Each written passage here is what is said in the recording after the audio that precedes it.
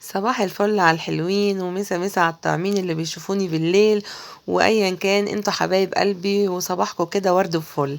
يلا قومي كده بقى تنشطي، اعملي تحضيرات رمضان اللي قلتلك عليها واللي وعدتكم بيها في سلسلة فيديوهات ان شاء الله نزلها لكم واحد ورا التاني. النهارده هنعمل ايه كده؟ عايزه اقولك بقى مش معنى ان احنا كيلو اللحمه وصل عندنا ل 250 و300 جنيه، انا بكلمك كمان عن اللحمه المفرومه. شفتي بقى؟ يعني ده احنا والله في اخر الزمان. المهم شفتي يا حلو صبح يا حلو طل دي جميلة جدا. فان احنا مش هناكل همبرجر، لا احنا برضو هناكل همبرجر، بس هتعمل لنا همبرجر ايه بقى؟ يا نوع همبرجر العدس.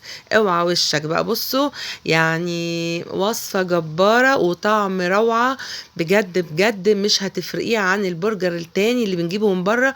وعايزه اقول لك اصلا هو احنا عارفين البرجر التاني اللي بنجيبه من بره ده معمول ازاي ومعمول بايه؟ هم شكلهم عاملوه لنا بالعدس. يلا بينا. هتجيبي كده كوبايه عدس يا ست الكل، كده مج حلو محترم، هتحطيه كده في بول عندك، وطبعا انت تكوني غسلاه قبل كده ومظبطاه وناشف. تقومي وهو متنقي يعني هو نظيف، تقومي نازله عليه بمج كده ايه ميه مغليه، وتسيبيه شويه كده بقى يتنقع فيهم. ومعانا بقى ايه؟ معانا قرن فلفل احمر، قرن فلفل اخضر، قرن فلفل حراق. اساسي طبعا في الوصفه دي اللي هو البصل الاخضر اللي انت شايفاه ده كده. رغيف عيش شامي او رغيف ونص على حسب الكميه بتاعتك. وطبعا يعني الحاجات اللي انا بقولها لك دي اساسيه ما ينفعش ما تحطهاش. اللي هو حته الدوش او اللي انت شايفاها دي بتدي بقى الطعم بتاع بره كده، اللي هو ايه، تقومي انت مخدوعه فيه تقولي لا ده برجر فظيع. وبهارات البرجر بقى اللي هي من ماجي او كنور او كلام من ده. بس كده. والبهارات بقى بتاعتك المشكله بقى 7 بهارات: بصل باودر، توم باودر، سنه قرفه، سنه جنزبيل، يعني نكهي زي ما انت عايزه كده النكهات اللي انت تحبيها وحطيها تبقى ايه زي الفل. وما تنسيش كام عود كزبره كده بيدي طعم حلو جدا. هنا خلاص بعد ما العدس بتاعي اتنقع انا صفيته كويس جدا. بصي الكميه يعني نفشت معايا ازاي. هنزل فيه بقى ايه بالبوله بتاعتي، وانزل بقى كل الحاجات اللي انت شايفاها دي كده ايه على بعض معاها، والكبه المحترمه بتاعتك وفرومي فرم بقى مش عايزه اقولك يعني، بس بالراحه وواحده واحده كده على الكبه عشان ايه ما تبص معاكي. ننزل بقى بالايه بالبهارات اللي انت شايفاها دي كله. ملح بس ما تكتريش الملح. ملح وكل البهارات اللي انا قلتها لك والبابريكا واللي مش عارفه ايه والكلام ده كله. وطبعا دي اساسي اللي هي البهارات البرجر، خلطه البرجر اللي بتيجي من بره دي، ومش غاليه تقريبا ب7 جنيه، بس بتدي الطعم بتاع البرجر بتبقى زي بتاع بره بالظبط. وعايزه اقولك مش هتفرقيه عن بتاع بره، وتخزنيه في الفريزر. ينفع بقى لفطار، ينفع لعشاء، لسندوتشات في المدارس، لراحه رحله، للغدا مع المكرونه في سندوتشات كايزر ايا كان. والعيش بس العيش لازم يبقى شامي عشان ايه ما يغمقش معاك البرجر اكتر، هو بيبقى غامق، فالعيش الشامي ده بيدي يعني بيعمل على تماسك البرجر وبيدي كده. هقطع كل ده كده مع بعضه زي ما انت شايفه. لو وصلتي لهنا معايا في الفيديو يبقى الفيديو عجبك، ما تنسيش بقى تحطي اللايك عشان زي ما انت عارفه اللايك ده هو اللي بيرفع الفيديو، وتعملي الشير بقى. والف شكر للناس اللي بيعملوا لي شير، بقول لهم بجد بجد بحبكم جدا وانتم على راسي. والكومنتات الجميله المحفزه دي. واحب برضو ان انت تكتبي لي بتشاهديني من اي دوله، عشان ده بيساعدني جدا، احب اعرف انا بتشاهد من اي دوله، يعني بجد بجد ده بيساعدني جدا. حطينا بقى كل المكونات على بعض، ودي لا غنى عنها قطعة الدوش او اللي هو اسمه اللية دي اللي بتحطيها في الحواوشي، لا غنى عنها، دي بتدي طعم روعة. وبرده التلاتة البصل الاخضر ده برضو لازم اساسي، بيدي برضو يعني طعم مختلف كده عن البصل العادي. وانا هنا نسيت احط البصلايه وكام فص الثوم، هتلاقيني في الاخر بعد ما خلاص قمت هفرمها قمت جايباها وحطها تاني. يعني ما تنسيش البصلايه صغيره كده بس مش كبيره عشان ما تفكش. وكام فص ثوم، 3 4 فصوص ثوم كده اهو زي ما انت شايفه كده معايا. وجهزي بقى كده، قومي كده نشاطي وجهزي بقى نفسك. ممكن دي برضو تبقى تحضيرة من تحضيرات رمضان. مثلا في الأواخر بقى الواحد بيبقى زهق من كتر العزومات والأكل والمحاشي والحاجات الكتيرة دي.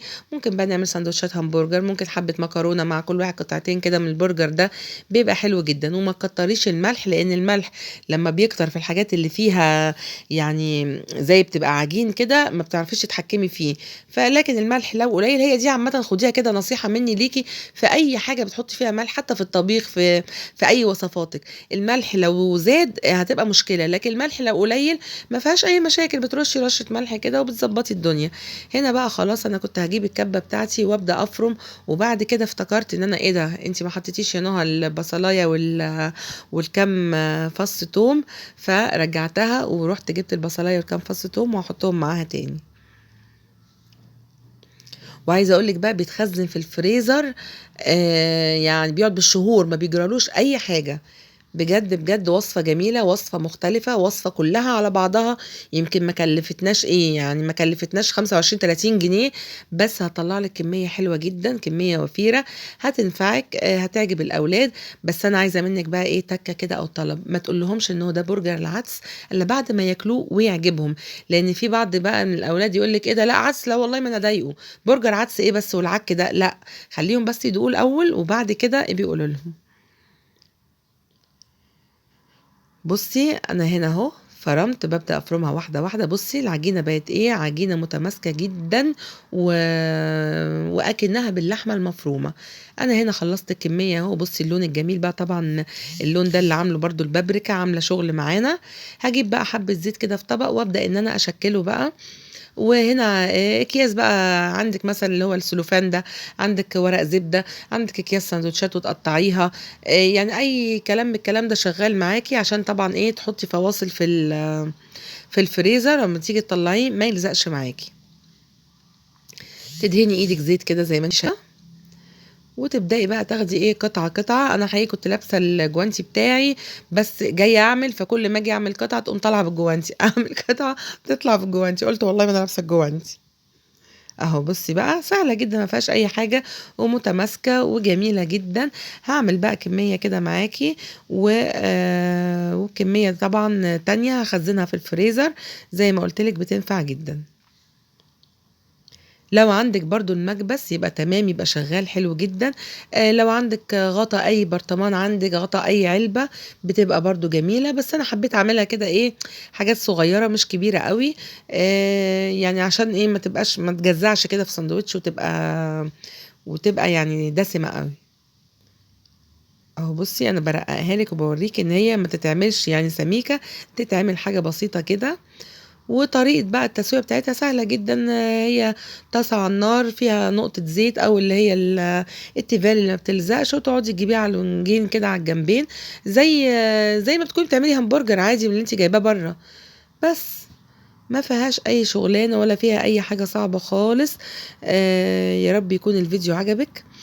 يا رب أفضل دايمًا كده عند حُسن ظنكم. ويا ريت تكتبوا لي في التعليقات أي وصفات عايزينها. وعايزة أقول لكم إن أنا باحبكم في الله، ويا رب يكون كده كل الوصفات جميلة.